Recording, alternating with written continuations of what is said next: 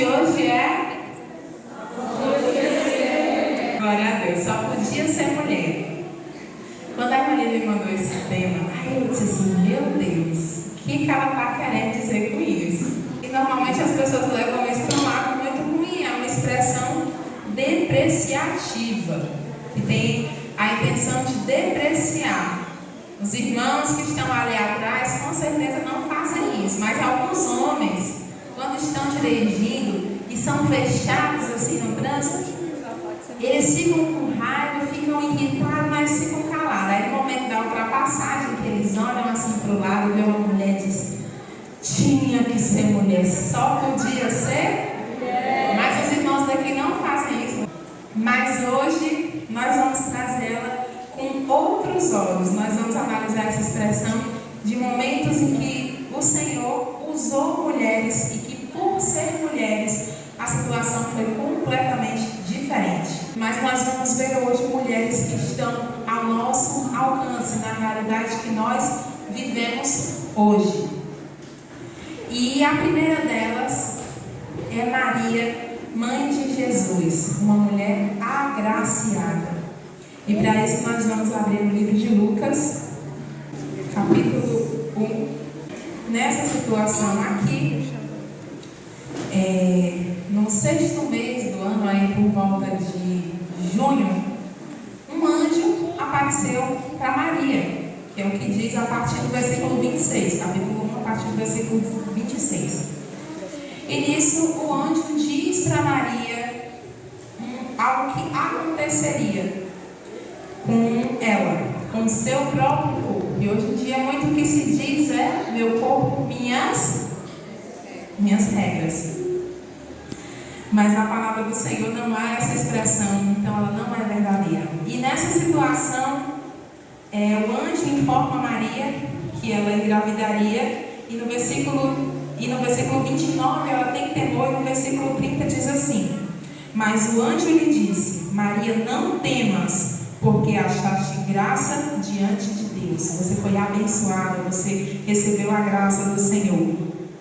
E a resposta de Maria para essa situação foi o versículo 38, que é o único versículo que eu quero que as irmãs prestem atenção. Então disse Maria, aqui está a serva do Senhor, que se cumpra em mim conforme a tua palavra. E o anjo se ausentou dela. Podem se assentar. Amém. Então, a resposta de Maria para uma ordem do Senhor foi, aqui está a sua serva. As características que eu vejo em Maria e que só podia ser mulher, tinha que ser uma mulher de Deus.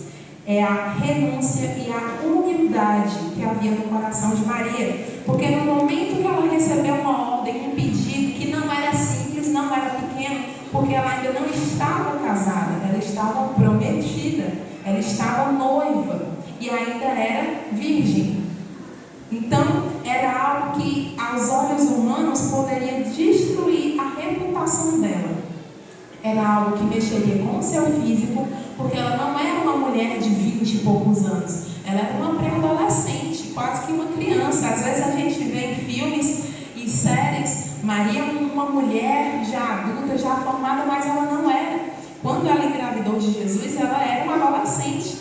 Então, às vezes as mães de adolescente olham aí para sua filha e imaginam um anjo aparecendo para ela e qual seria o comportamento dela.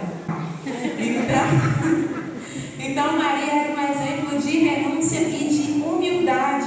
Ela abriu mão do seu próprio direito sobre o seu corpo, sobre a sua própria vontade, porque o que ela priorizava era a vontade de Deus. Então, será que nós, mulheres, temos um coração obediente? Será que nós, mulheres, renunciamos à nossa própria vontade, os nossos próprios desejos, para cumprir a vontade de Deus? Será que se Deus olhar para a gente e dizer assim, olha, eu quero que você perdoe, Ele sempre quer. Mas se Ele chegar especificamente na situação, eu quero que você perdoe fulano de tal que lhe ofendeu, fulano de tal que lhe traiu, fulano de tal que está lhe devendo R$1.000. Será que o nosso coração vai ser obediente para sacrificar o nosso bolso, sacrificar a nossa dignidade, o nosso ego, muitas vezes os relacionamentos, para cumprir a vontade de Deus? Será que quando Deus nos pede coisas mínimas e às vezes dentro da igreja nós estamos dispostas a renunciar a nossa razão, renunciar ao nosso eu, para que a vontade de Deus se cumpra? Será que assim como Maria nós temos humildade, porque ela se via como uma serva? No momento que ela soube que ela iria trazer o Cristo, o Messias tão aguardado ao mundo, ela se colocou numa posição de serva, de serviço. E muitas vezes as pessoas andam de nariz empinado porque o filho entrou na faculdade.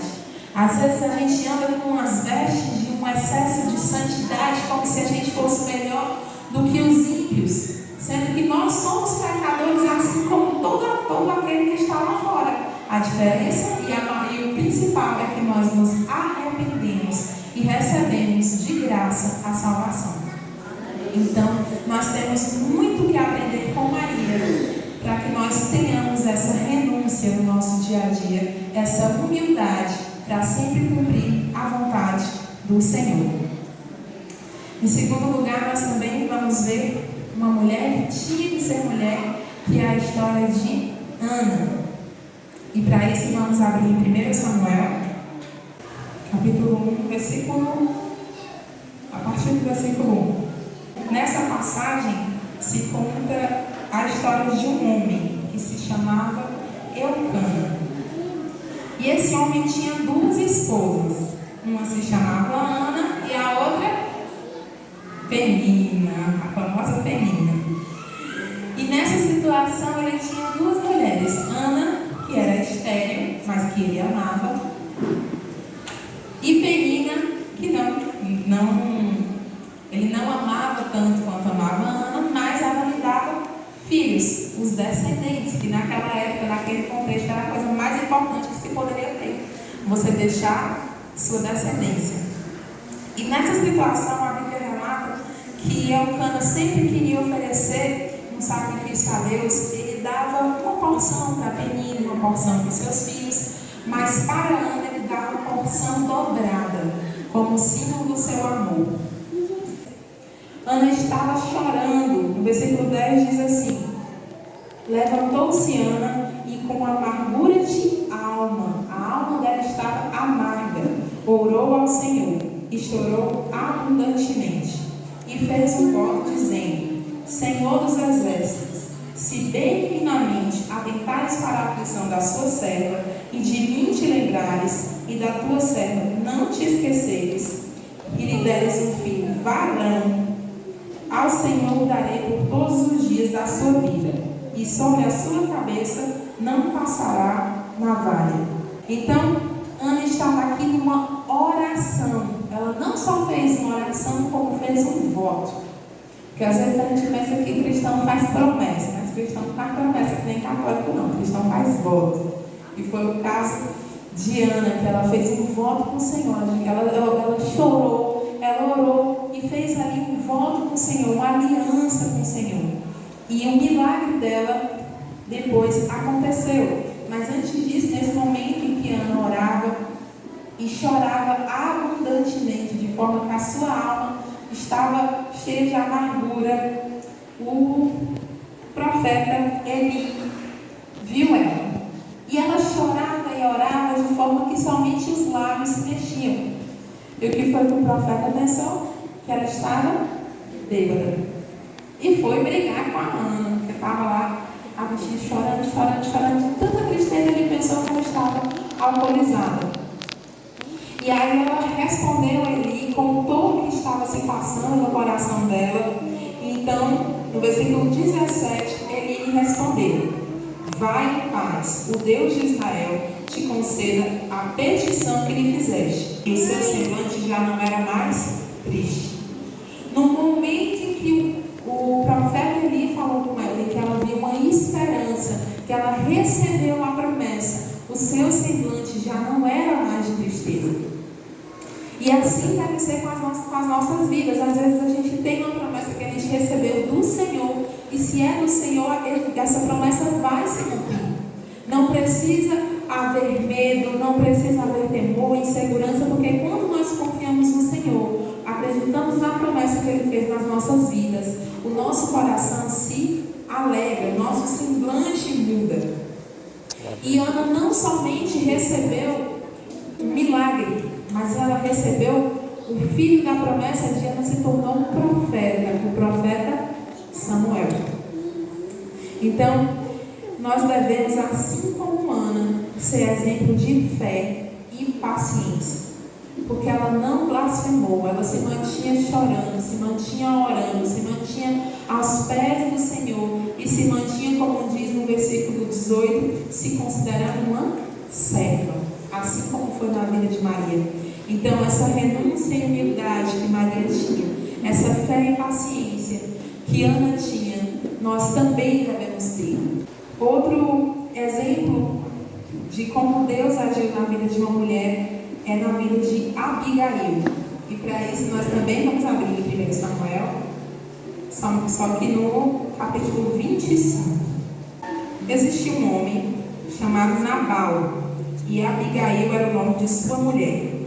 Esta era sensata e formosa, porém o homem era duro e maligno em todo o seu trato. Era ele da casa de Caleb. Somente até aqui por enquanto. Então existia um homem e a sua mulher, e eu gosto muito dessa expressão, que ela era sensata, ela era prudente e era uma mulher muito bonita. Já ele era um homem de coração duro e era maligno em todo o seu trato. Isso é uma expressão muito pesada, de ele ser uma pessoa maligna. Ele não só tinha um coração duro, como ele também era maldoso em todas as áreas. E naquela situação, o que foi que aconteceu? Davi, o rei Davi, pequeno, que depois ficou um pouco maior, estava dentro das terras de Nabal. E ali ele protegeu, de certa forma, as terras de Nabal, estava cuidando ali dos servos. Então, seria natural que, se Davi fez o bem, ele também recebesse o bem. Mas não foi isso que recebeu, porque Nabal tinha um coração muito duro, ele era muito mau. Então Davi foi atrás de comida, foi atrás de uma coisa simples, e Nabal negou. Mesmo tendo recebido o bem, ele pagou com o mal. Abigail ficou sabendo pelo servo, que está a partir do versículo 14, que um servo foi dizer para Abigail o que aconteceu. Enquanto Nabal era duro, Abigail era mais sensível e ela era prudente, ela tinha discernimento. Eu acho que essa é uma das qualidades mais desejáveis que alguém, especialmente uma mulher, pode ter. Porque se você tiver prudência, você resolve tudo em todas as áreas, no trabalho, em qualquer lugar. E o que foi que Abigail fez? Ela culpou o marido? Não. A partir do versículo 23, vamos ler. Capítulo 25, versículo 23. Vendo, pois, Abigail a Davi, apressou-se, desceu do jumento e prostrou-se sobre o rosto diante de Davi, inclinando-se à terra. Lançou-se-lhe aos pés de Davi e lhe disse: Ah, Senhor meu, cai a culpa sobre mim. Permite falar a tua serva contigo e ouve as palavras da tua serva. Não se importe o meu senhor com este homem de Belial, a saber, com Nabal, porque o que significa seu nome? Ele é Nabal, o seu nome, e a loucura está com ele. Eu, porém, a tua serva, não vi os moços de meu senhor que enviaste. Ela assumiu uma culpa que não era dela por causa de um homem maligno, de um homem mau, que era marido, mas não tinha esse posicionamento de romance, de amor. Ela era uma mulher submissa, um tipo de submissão ruim. Que Abigail viu o seu marido errando, a culpa não era dela, a culpa era dele. Não era ela que tinha que ter espírito de adivinha e ter descoberto. Era o marido dela que deveria ter tido bom senso, deveria ter tido prudência, deveria ter tido gratidão. E naquela situação, ela assumiu uma culpa que não era dela, apesar de Nabal. E em relação a Abigail, eu quero que você se atente, porque ela era prudente e amorosa. Por que amorosa? Não quer dizer que ela era carinhosa, não. Ela tinha amor. Ela tinha amor ao seu marido, mesmo ele não merecendo. Tinha amor aos seus servos e amava mais aos outros do que a sua própria vida.